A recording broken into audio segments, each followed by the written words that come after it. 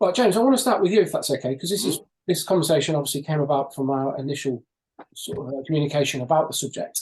Yeah. And I know you've got quite a lot of feelings and been vocal about creatives undervaluing themselves, and culture that then breeds in terms of people or clients expecting things to be done virtually free. The sort of nature of people then undercutting one another. The cost seems to be irrelevant as long as they get the work, and the sort of nature of that beast. Can you sort of share with us your experiences of that and the things that you think that's now leading to within the industry? Definitely. Well, I started freelancing in 2015 when I was working. So at that point, I now realize I was undervaluing myself then, because I didn't need money. I was just doing it for that creative experience in other industries. So at that point, I knew I was like undervaluing myself. And then when the opportunity came for me, I got redundancy, so started up my business.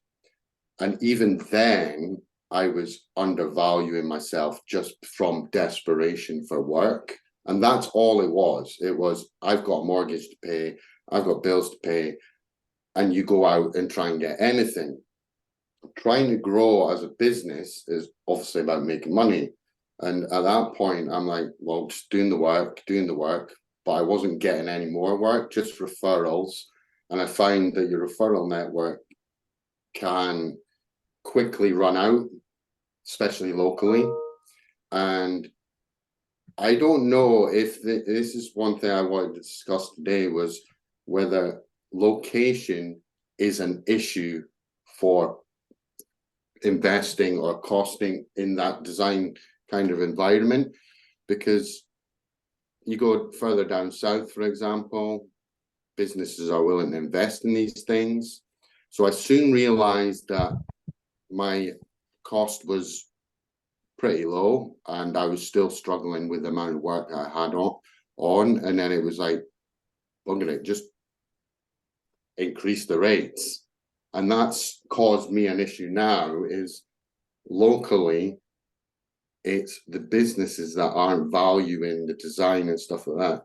Yes, you get the odd business that obviously values it, but there doesn't seem to be enough of them locally. And that's a point that I want to raise. Is it dependent on location? And is that why designers are valuing themselves the way they are, to just win work? And then obviously if it's low, there's obviously someone lower.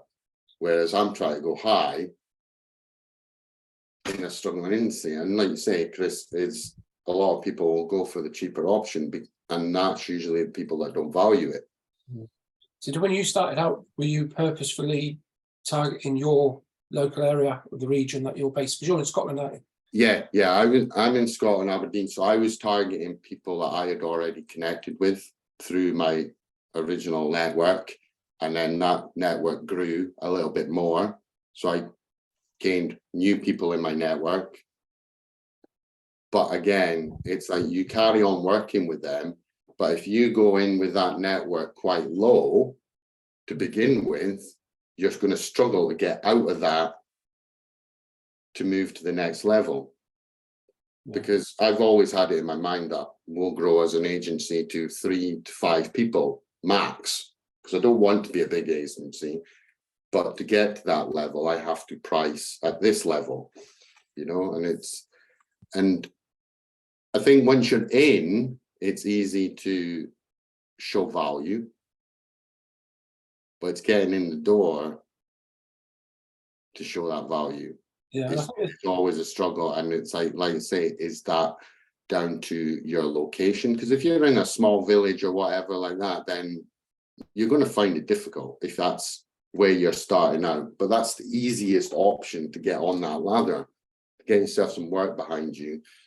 But then if these people aren't valuing it, are you going to enjoy the work? Are you going to show off the work? And I found that is the work that's low, you don't show it off, because the client's either being not a great client to work with, or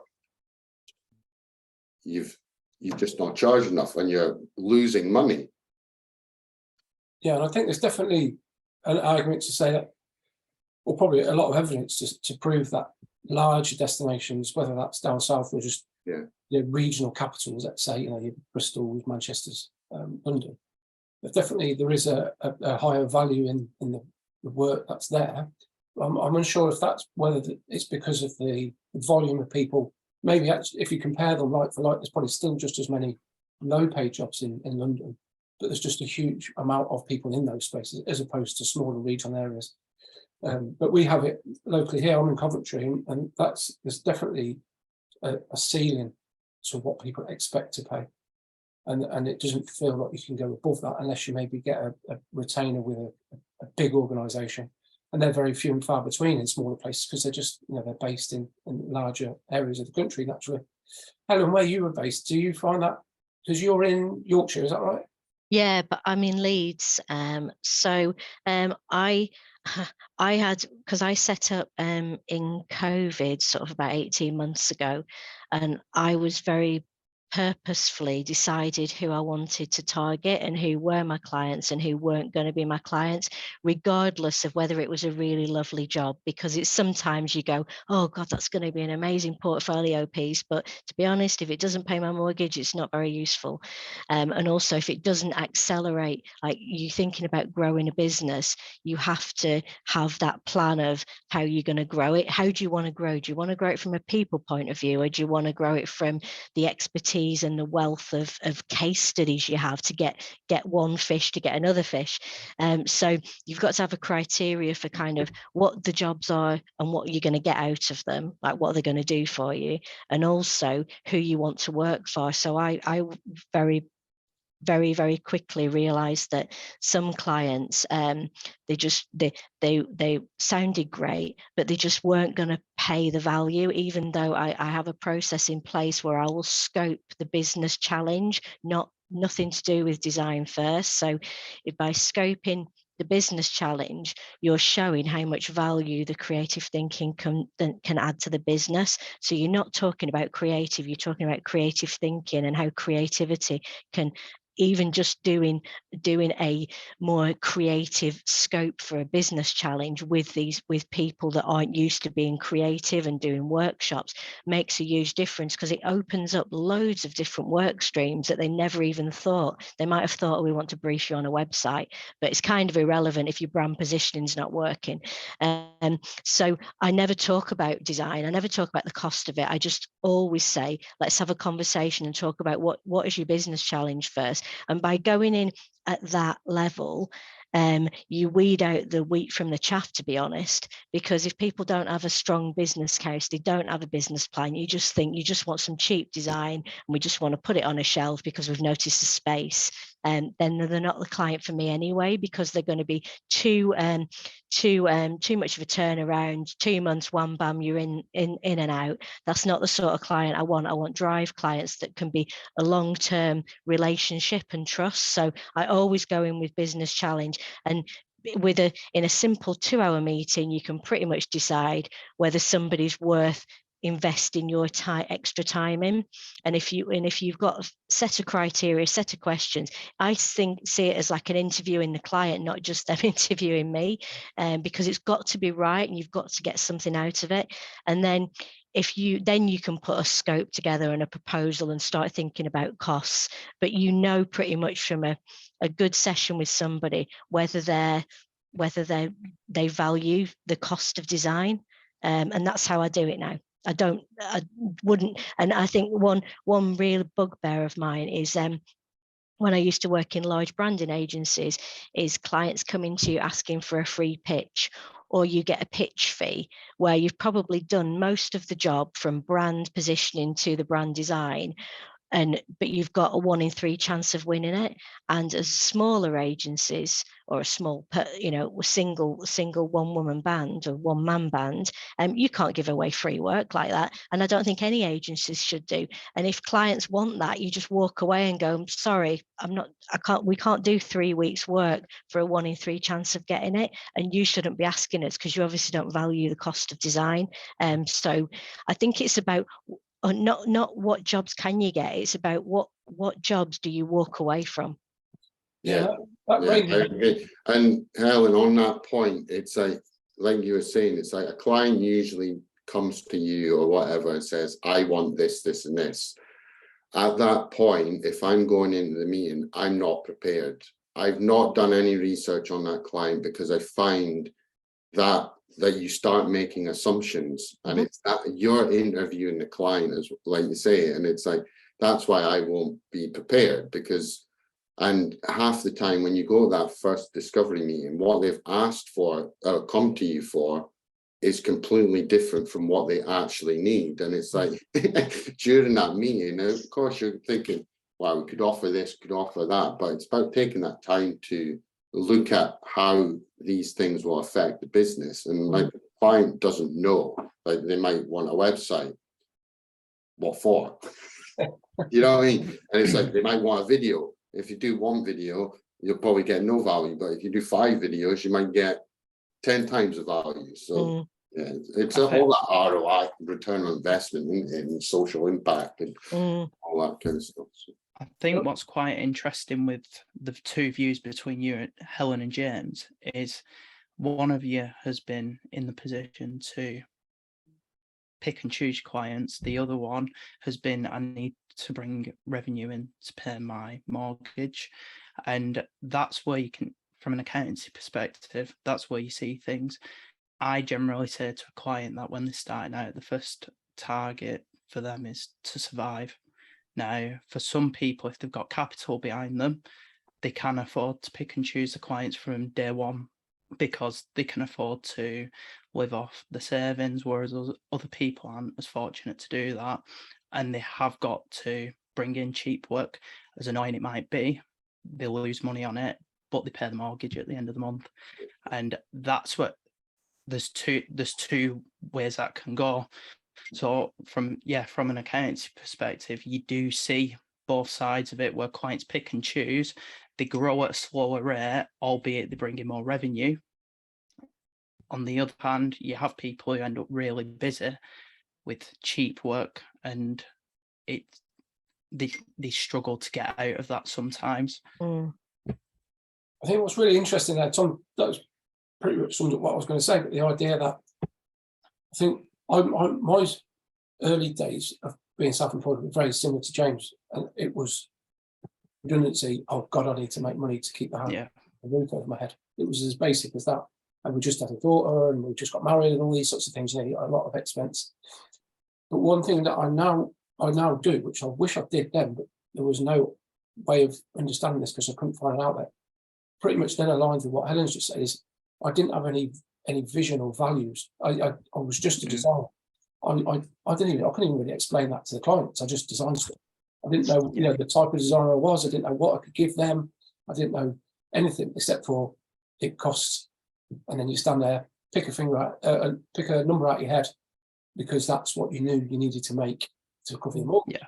And that every piece of work varied in cost, in quality, in the relationships we were building. And I wasn't building the relationships. I was just, like I say, I was just sort of touting myself out there for probably a good 3, 4, 5 years, until I actually stepped back and thought, actually, I need to know who I'm trying to target, who I want to work with, what's the ideal industries or clients. And I think there needs to be so much more education and design to help people understand a lot of these things. And I think, like you say, Chris, I think that the value comes from your process. Anybody can come to you and say, I want a logo design or whatever, and you could go and create a logo. You really could. And how much you charge for that logo, but is that logo going to work for the lifetime of that business? Have you thought about that? And that's the whole branding process there, is how does this work in the real world? And it's the whole, like Helen, the discovery sessions, keeping the client involved every step of the way and making those decisions together and moving it forward, so they don't have to reinvest in a rebrand in 5 years' time or 10 years' time. And that's where the value is, because if the client buys cheap, they'll come revisit in 2, 3 years and say, this didn't work for us. And it's all, how did you go about it? That's why it didn't work for you. This is what we do. and there's your values increasing, because it's not just we design stuff, we're consultants at the end of the day as well. So you're paying for that time, you're paying for the expertise. And I think where freelancers come in, whether junior or whatever, is they think, I've only been doing this for 2 years at uni, I've got no experience in the real world. But if they've got that experience and the process in place, there's no reason they can't come out of uni and go, right, there's 10 grand for a branding project. This is a process we follow.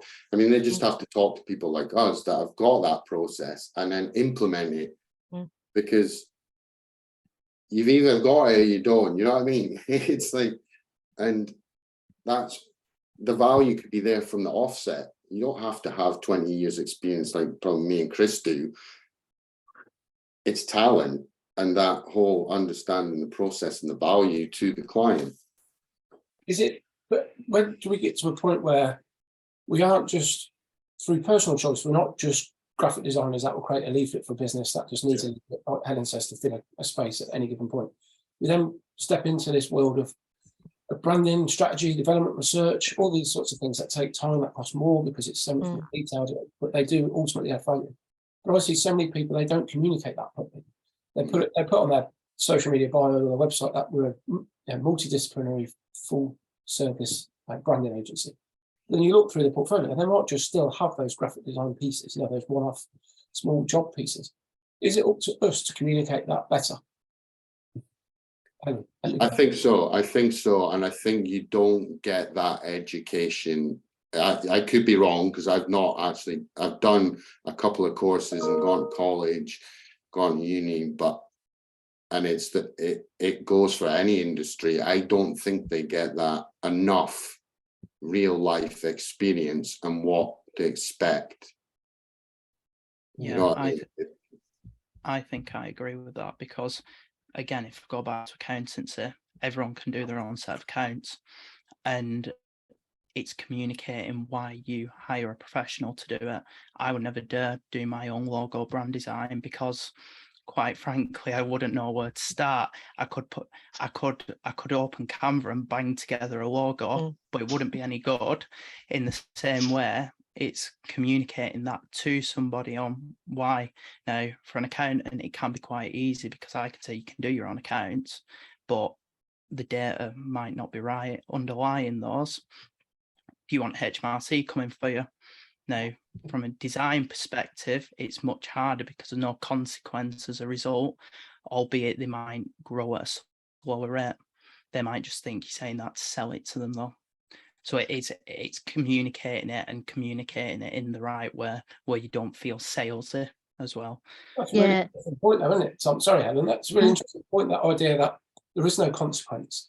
I've thought about this for years, about like people use analogies like getting an electrician or, you know, a mechanic. But normally, if you do those things yourself, the result is death, isn't it? More than likely. Try and put your brakes or try and change the gas at home. That's quite a big consequence, isn't it? But like you say, for design, if it doesn't work, they just maybe rehash it and do another one. That doesn't work, and another one, and so on. But nothing really happens apart from, you know, they maybe lose a few quid that they spent on printing flyers and, you know, give them out to the wrong audience. Sorry, Helen, you're going to come in there. Yeah, no, I was going to say, for years I've been part of the Design Business Association, and they're probably the only design body that actually it's an award scheme and things, but as well as that, they really do support the design community, from one person agencies up to, you know, large agencies. And through the pandemic, they were much more focused on mental health and well-being and really trying to support people.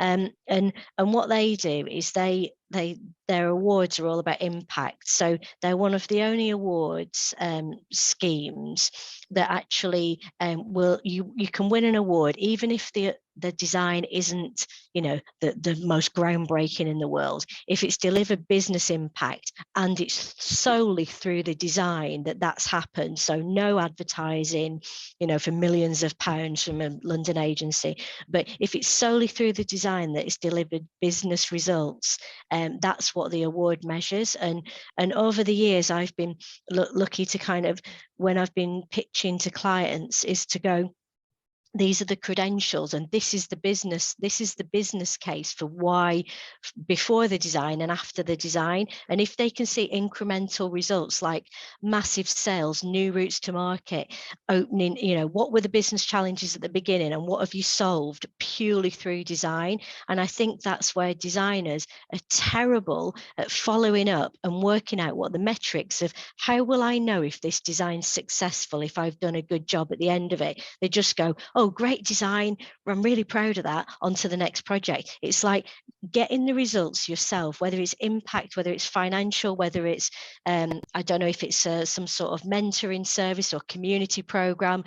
We've helped 1,000 more apprentices join and get careers. It could be a people impact as well. So I think impact is so important to measure, because then when you get a new client or a prospective client, you can go, not only do I do brand design and I've got a team and etc., but this is the impact I have delivered for other people. Do you want a piece of it? Because if there's no qualification of what you've done, like you say, how do you know it worked? So I think designers need to really think about putting themselves in the person's shoes that are commissioning the project and going, okay, I could pay this person 20 grand, but how do I justify to the people whose budget this is, whether it's worked or not? So the designers need to think about, if they were commissioning the job, what would, for example, an electrician, I'd want to know, what else have you done? What other clients have you worked on? What scale have you done? Would you come back if I've got a little problem later on and do it? What's the kind of ongoing care?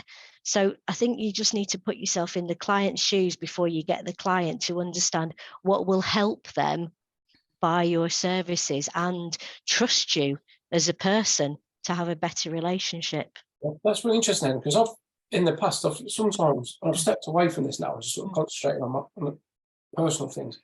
But I've sometimes sort of seen the design industry, especially as somebody that I've always felt on the outside looking in.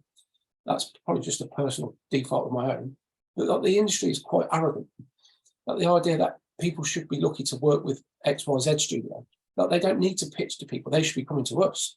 And this idea, what you just said, I'm not saying that's everybody, and I think when you step away from the bigger, the huge sort of studios, the really well-known ones, I think most people are just working very hard, very honest, just want to sort of make a living in a world that they enjoy being part of. But there is this tendency to sort of feel like, we're designers, we're higher than clients. They should be coming to us and giving us and begging to work with us, because we've got this state-of-the-art studio with all the mod cons and a fantastic working culture. But really, like what you just said, we need to be going far deeper than that, don't we, to sort of secure the work by proving that we actually, it's more driven by people, empathies, telling stories, solving problems, all these sorts of things, as opposed to just being high and mighty creative types. I think you're right, Chris. I know it's and a lot of businesses probably used to focus more on ROI, return on investment, but a lot of businesses now are focusing on SROI, social return on impact. And I think that social area is probably easier for designers to sell that. This is the social impact you're going to have on the local community or whatever, especially from a recruitment side. If you do this with your marketing, and that all comes from the branding and the design as well. So it's like there's potential for big numbers in those areas. And you've got to look at, is the business looking to exit in 5 years? If so, what value is this rebrand or whatever for this exit? Because likes of St. James's Place, for example, companies within that chapter, they have a percentage on how well the brand's doing. So the value of the business goes on the brand, and they get 10-12% bonus for having a kick-ass brand, you know what I mean? So it's like, there you can see the value and sell that to them. If we do this, we can get you that 10% increase on the value of the business. So I've seen it before. I've done some branding, and then they've sold the business 3 months later based on the branding, and it's increased the value they paid for the business by 20%, just because the person buying the business liked the brand. Yeah. And I also think it's value. How do you define value? I'm just at the start of going through the B Corp journey.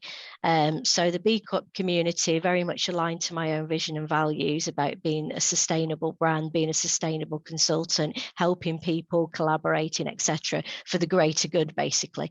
And the B Corp certification measures impact, and cost. Finance is one of them, but the B Corp could be, are you going to employ anybody next year in the local community, which could be something that I'm looking at. I could employ a junior designer, and then that's impact beyond me making money. And what am I going to give back to the community, which is local to my area, but also, is there any sustainable impact that I can have? So even going through the B Corp certification, and a few agencies have done it, even shows to a client what you care about and what you actually value. And if they align with your values, it's almost like you're pushing an open door in terms of, you don't have to keep justifying the cost of you all the time, because you're talking to the right sort of people.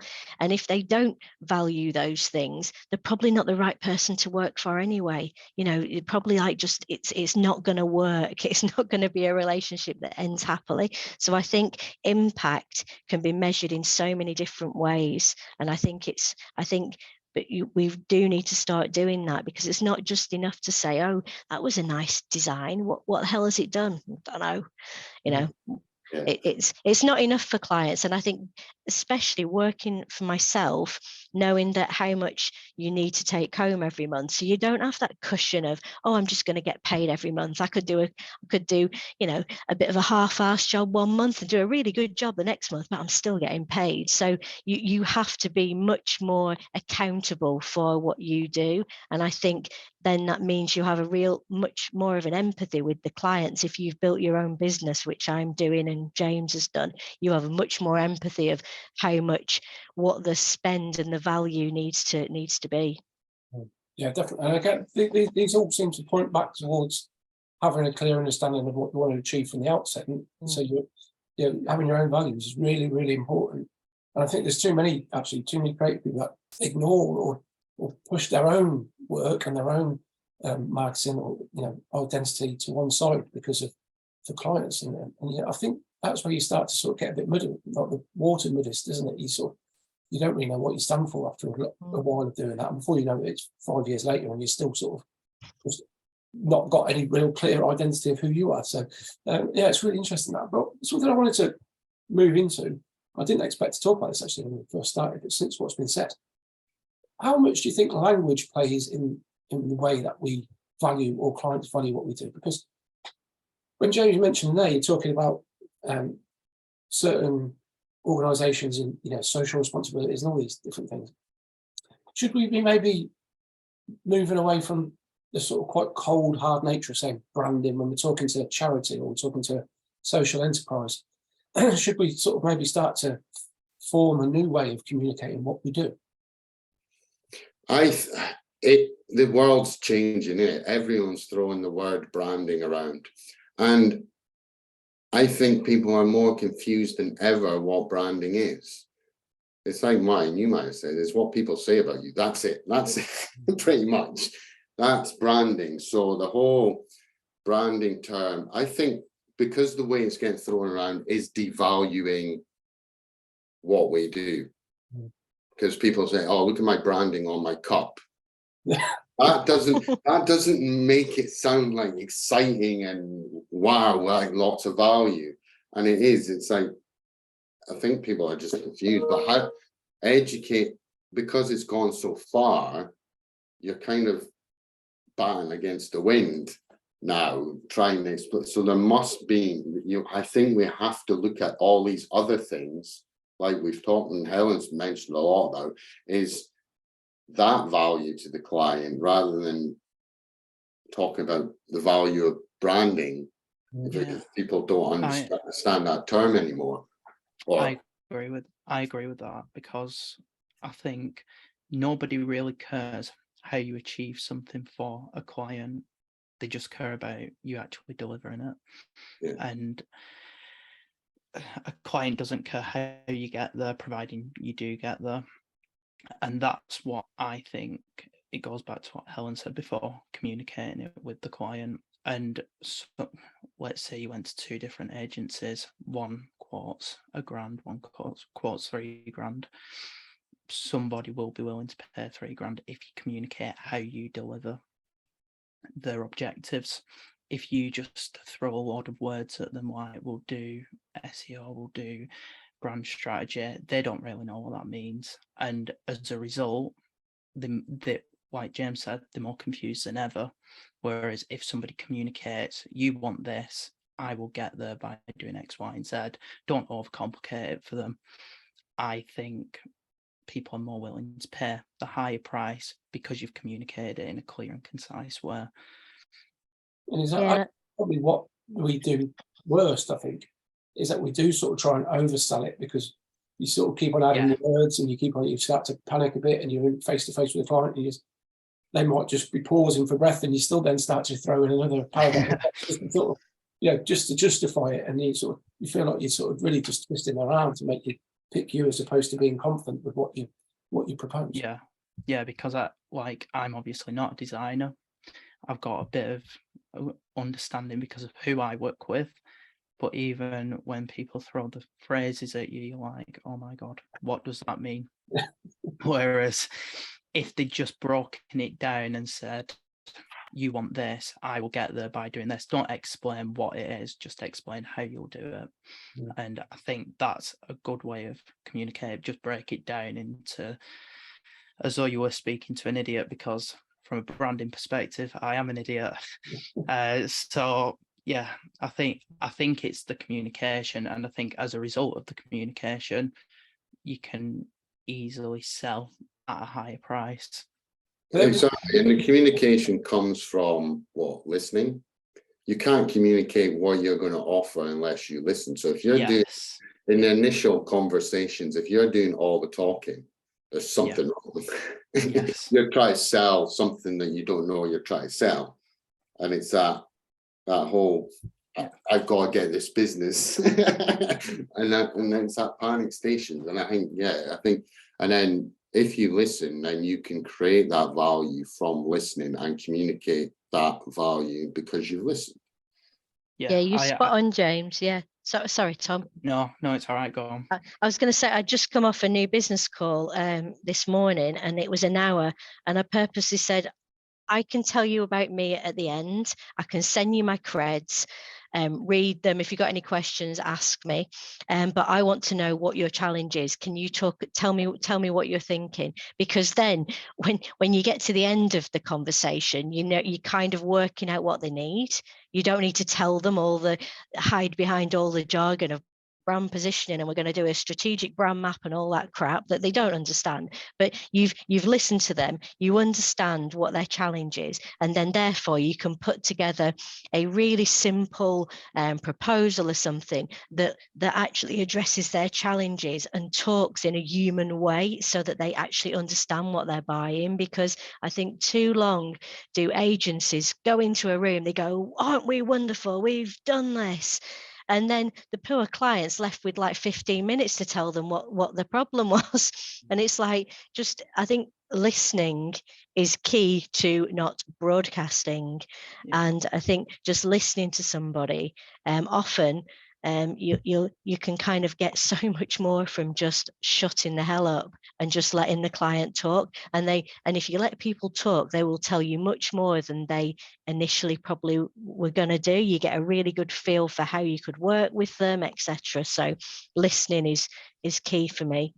Exactly, and then all you're doing at the end is repeating what they've said, and then they can see probably in their head the pound signs that this is going to cost me, and you're looking at it this time, this is going to cost, and this is going to cost you. And at that point, you can open up discussions about budgets, and by the first meeting, you've worked out whether they can afford to work with you, whether they're the ideal client because you know what they're like. And then after that first meeting, you don't even have to go and make a proposal, because at that point, you know whether it's going anywhere or not. And that's what a lot of people do, is go away, have that chat, make a proposal, and then that proposal doesn't go anywhere. And I've been in that situation plenty of times. And it's like, look, do you have the money? at the end. And like you say, they're speaking to you because they think you're the expert. So why go on about yourself?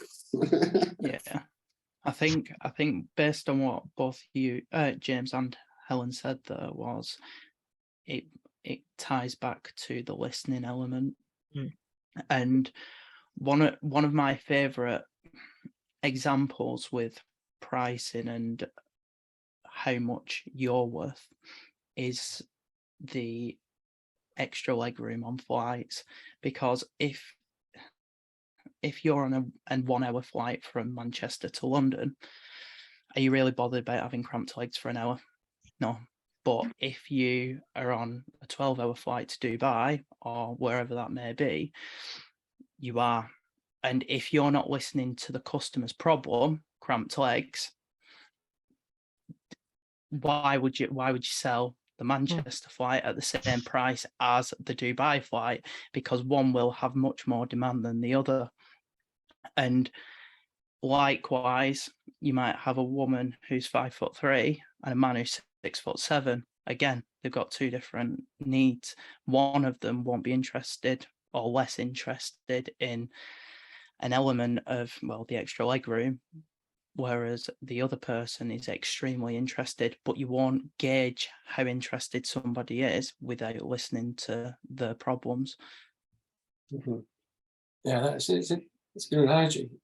Something that I've thought about quite a lot is when we talk about branding and sort of trying to sell our services and make whatever we want to charge. One of the negatives to that is always that I find that there's so many successful, really bad brands.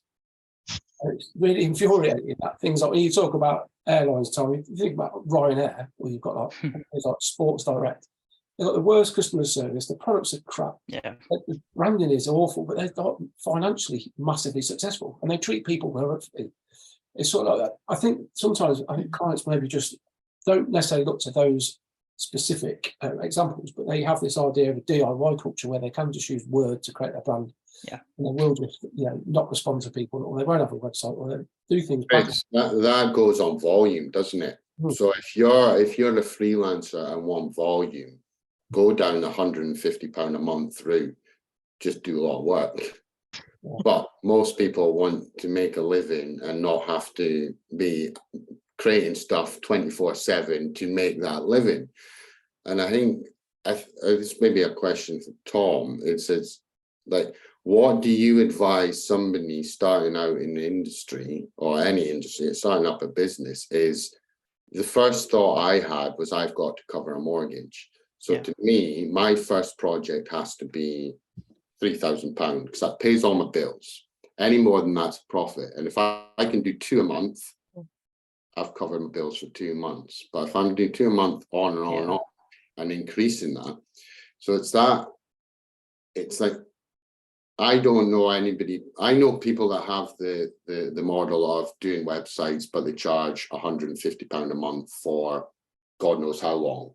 It's obviously profitable because they're getting £150 for that website for 5 years over every month. Whereas when they come to us, it's like a lump sum, but yes, we'll support them. That monthly retainer actually costs them more than paying it once. So it's like, starting out, I think you've got to decide whether you're going to go for that retainer model or lump sum. And if you're going for that lump sum, you have a figure in your mind that you do not touch a project, and then you get out that trap of, I need to find work. Because if you get one project a month that covers you, I mean, I think that's reasonable. If you're going out as a new start, charging £3,000 for a brand that could potentially be worth millions in the future, you know what I mean? You're not asking for that much. Yeah, I've always said to clients, first, you've got to survive, and the requirements from a cash perspective is different for everybody. So for one person, they might have savings and they don't have a large requirement to cash. Other people, like you said, might need £2,000, £3,000 a month. After they surviving, I think you can be a bit more selective from that point and choose what work you want to take on. And after that, the next phase, I call it, is fill your time. But I never recommend filling all of your time, because at the point you fill all of your time with client work, you end up working on client work, you're not working on your business anymore, which Helen mentioned about processes, and that communicates with the client what you're doing. If you become stagnant in your business processes, then in 3 years' time, that might catch up with you. You could have had the best processes in the world 3 years ago, but if you neglect them because you've spent all of your time on client work, that impacts the business financially in the future, because as costs of living increase, you don't really have an argument to say this is why we're more expensive, this is how we've improved in the last 3 years. So you could have a repeat customer, but if nothing changes from year 1 to 3 in the way you deliver work, they might kick back and say, well, I'm not happy with the price increase. And that's where the fill time is quite important, but never fill all of it. And then you've got a couple of options after that point. Some people like to go down a niche, which is fine, and you might want to cut back on some of the clients that don't fall within that niche.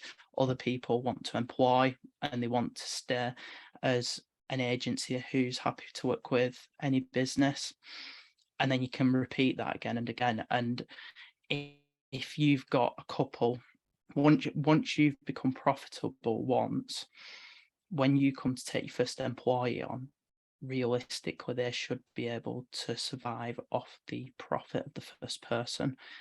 And you end up repeating that process, because once second person becomes profitable and is reaching a capacity, you can employ again, and the profit of them for a short period of time is eaten up by the next employee. So then it's like a cycle of repeating the phases. That's really interesting. So I never thought about it. I've actually always thought about it from the employment perspective. That's a great way of looking at it, from how you fund that. I can't help but think, from everything that's been said, and that's only got 40 odd minutes in our first edition of this, is that there needs to be sort of, or if it already exists, I don't know, but like an independent council sort of type of union for creative industries, where there's like sort of impartial, non-agenda free advice, ironically free advice, for people to understand all this sort of stuff, from an accountancy perspective for you, Tom, and then also from more of the actual doing the work perspective, just a sort of hub that allows people to find out this information, as opposed to sort of having to necessarily kickstart it or discover it personally, or go through the failures that we have to sort of explore to get to a place where we're comfortable. Do you think something like that could potentially work? I'll throw that over to you, Helen. Yeah, I think there's a real lack of, unless you've had the experience, you don't know what you don't know, which is sort of obvious, really. But and I do think when you're starting out in any business, I think to be honest, from university, I don't think you get taught the business smarts to help you create a business. And I think you get taught the skills to do whatever you're expert in, and that's just university, and not everybody goes to university as well. So this idea of how to, as there's more, especially more creative businesses that are kind of quite small, and there's, through the Great Resignation, it's not just young people, it's older people as well. This is why I'm part of the NatWest Accelerator Hub, because they give me 6 months free office space, coaching every month to make me accountable for the goals that I set myself each month. And this idea of having a bit more rigor to a business, but this is only through two friends who run successful agencies, quite small, saying, why don't you try and go on for the NatWest Accelerator Hub? You have to apply for it, because it really helped them structure their design as a business. And even though I've been a director of really big business, company businesses and design businesses, I hated all the financial stuff. I was like, avoided it like the plague. I gave all my receipts in and just went, right. I was like, but embracing the finance and how you actually make a business run and profitable, rather than just doing all the nice fluffy stuff that you really like, actually makes you a much more robust person all round, and makes you a much more understandable about the client. So, but I don't think there's anywhere that exists. There's different pockets of resource, but there's definitely nowhere that tells you how to price jobs. Particularly, I price in phases, so I don't give a client a massive cost and go, right, that'll be £30,000, because they'll probably go, what? I price it in phases and go, this is the phase, this is what you'll get, this is the deliverable, and we move on to the next phase. So if you price it like that, it's more manageable chunks, and they're managing cash flow as well every month. So if you think this is going to take us 2 months, that's £5,000. Okay, we can afford that. Rather than giving a 30 grand final total, for example, and they go, well, we can't afford that, because they think they've got to pay it all out straight away. So I think it's knowing what you can achieve with them over the long term, which is why it's about having a really good client long-term relationship, and then you can amortize and price according to how the money that you need to get. Because also, if you do a job that takes 3 months, you can't wait 3 months to be paid to bill it. We'd all go bust.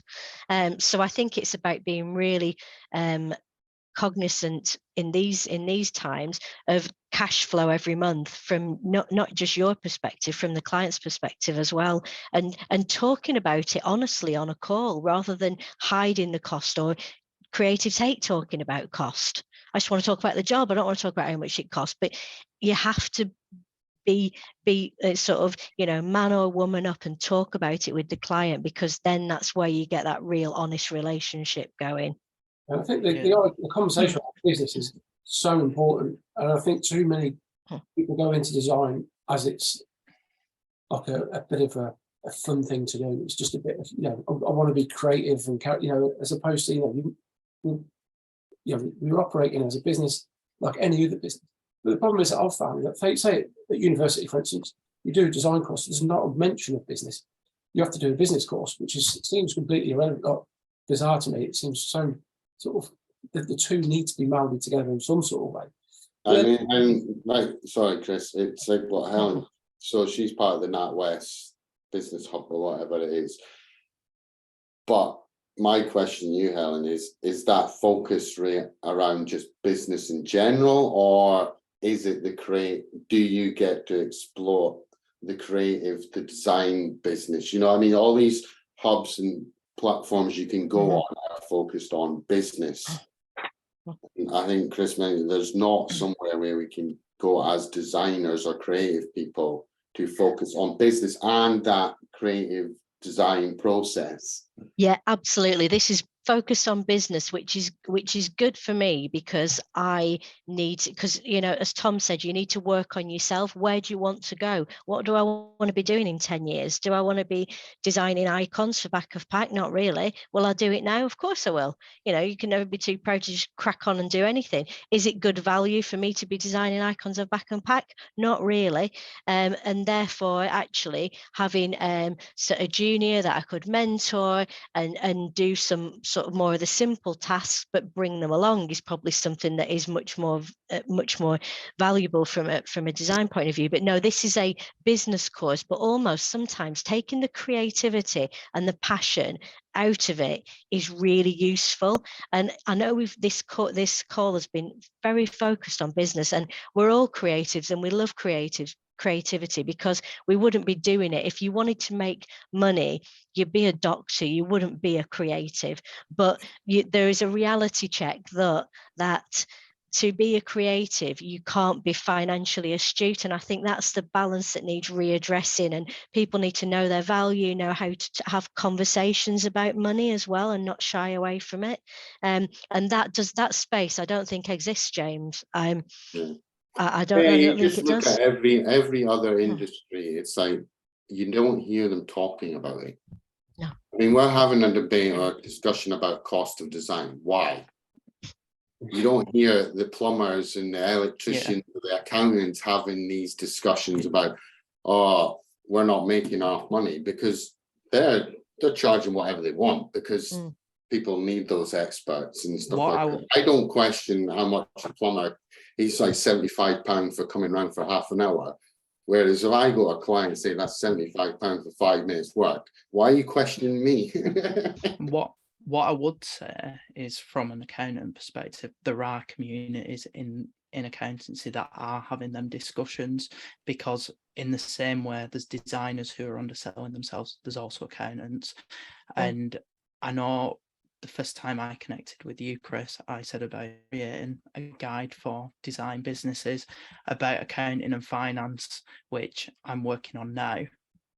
And what I tend to find is a lot of designers get into it as something fun to do, maybe a hobby. And I know, Chris, you mentioned that then, and they never actually consider the business elements of it. So I tend to find many designers come to me self-employed, and it's actually more tax efficient for them to be a limited company. And not only has it been costing them financially before, but there's also a lot of admin in switching from self-employed to limited company, changing all your costs to a new bank account, setting things up, new invoice templates, you name it. There's a lot of admin behind it, and you've got a lot of designers at the minute who don't really know that. And that's why I started to create the guide, because I think there are some core fundamentals that aren't being considered by designers. And I think having a guide where they can just read the key things will be a good way for them to understand the basics, and that will help them move forward with the business. Yeah, and again, but if there was a level of education and an outlet of some sort, it weirdly sort of feels a bit wrong for people like yourself, Tom, to have to do that. I'm sure in the long run it'll probably become a beneficial sort of service or a product that you can offer people, a reason to come to you to use your services. But it feels like it's a no-brainer to have some sort of a union that it stops. It makes things industry-wide, standardising things, like a regulator of some sort. Like when we talk about free pitching, I don't know anybody that agrees to that, but it still happens. So why does it happen if everybody says it shouldn't happen? So obviously somebody somewhere is still doing it, because and clients or organisations put that as a requirement. If it was standardised, and that's just one small part, if it was standardised that didn't happen, or you don't ask a junior to be able to do UX, to be able to do design, branding, strategy, all these sorts of things have become standardised. Surely the industry would be a stronger and a better place to work, wouldn't it? Yeah, I think there is kind of some collaborative sort of working, and I think as increasingly as businesses almost get smaller and scale down beyond these big megaliths of brand agencies that keep all the secrets inside, I think there is more of this, more talking. I mentor on Kerning the Gap last year, which was for female creatives in the industry, and things like that came up where how can I do this, I've got a problem here. And so even mentoring or friends that I know that will be freelance next year that are leaving their jobs because they want more flexibility, they're just saying, oh, can you tell me how you started up? And almost I went to friends who had started businesses and asked them the same questions, because even though I've been in a design agency, starting up on your own is a totally different thing. So I spoke to an ex financial director and said, is limited, sole trader? I don't know what's all the difference. I've no idea. Yeah. And she said, right, speak to so I got an accountant on board and said, right, what do you need to turn over? And he helped me with that. But it's only through speaking to people who've set up their own businesses that I got the knowledge that I have, and now hopefully I can pass on any nuggets to people that are doing it. So it's almost like this communication and paying it forward. People helped me to start up, when I didn't have a clue. And so I feel like now I feel honoured to be able to, if somebody asks for my advice, won't give them financial advice, but just any tips, feel like it's like paying it forward. And if we can communicate and do that and not be so precious about everybody competing against each other, and even working together on projects. I can't do this, but you can do that. Let's team up. Whereas agencies would probably never have dreamed of doing that 10 years ago. It's like, no, we're going to pitch against you and beat you. It's like, well, it's really, is that the best way to do things now? Yeah, and I think agencies are opening up to that idea as well now. I think that's because they're struggling as well. I mean, let's be real. There's some big agencies, and I bet you some of them are having the same issues we are having as small businesses, and that's either why they're streaming down or collaborating more or looking to offer services that they've never offered before, but by doing it as a collaboration piece. So it's kind of like they're looking after the client, looking after the money, but they're bringing in freelancers and stuff like that. And then that's where you're adding value as well to that business. So why not go in with a great hourly rate with these big agencies? Because like Tom will probably tell you, is sometimes it's beneficial for them on a financial thing rather than having an employee to work with freelancers. Is that right? Yeah. So from some, there's two different perspectives you can look at this. If you've got recurring work where you require the specialism of a person, and there comes a point where it makes sense to bring it in-house because an employee will always be cheaper than a subcontractor or a freelancer. But there are instances where somebody might come to you with very specific needs, and you need a specialist who can deliver that.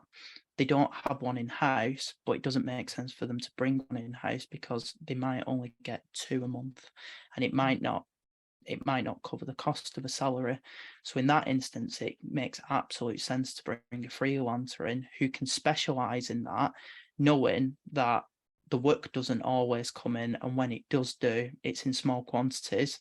So we'll never have one here, but then they can approach you when they need you, and you might not be available, but at least they get the resource of that specialist activity.